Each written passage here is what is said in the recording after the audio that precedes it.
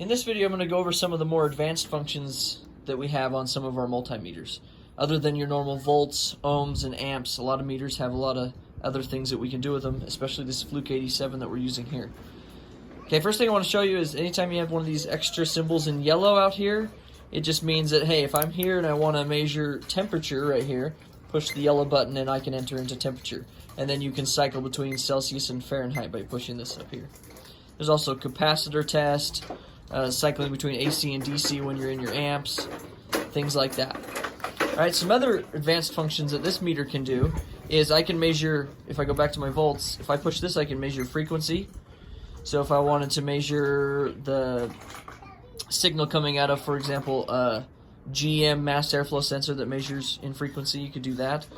If I could push it again, I get percentage. So if I wanted to measure my pulse width, maybe I have a fuel pump that's being pulse width modulated, or an oil control valve for variable valve timing, you could do that here. Okay?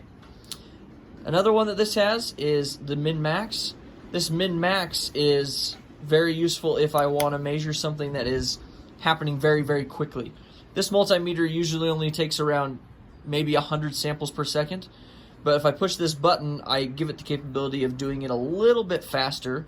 It doesn't go live, right? It's not going to read out a digital live that's faster than that, but it will record whatever the lowest, right, the min, or the highest, the max, that it saw in a given period of time of me testing. Okay, so you got to be on, then you push this button, and now I've entered into that, and obviously my min right now is 0, so if I push it again, oh, I guess my min was 0.015. My max, it gives me an average.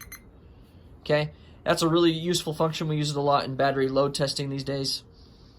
Okay, and if you screw up, like let's say I was doing a battery load test and my lead fell off and it took a minimum reading of 0, you have to turn off the meter to get out of that mode and turn it back on to start over.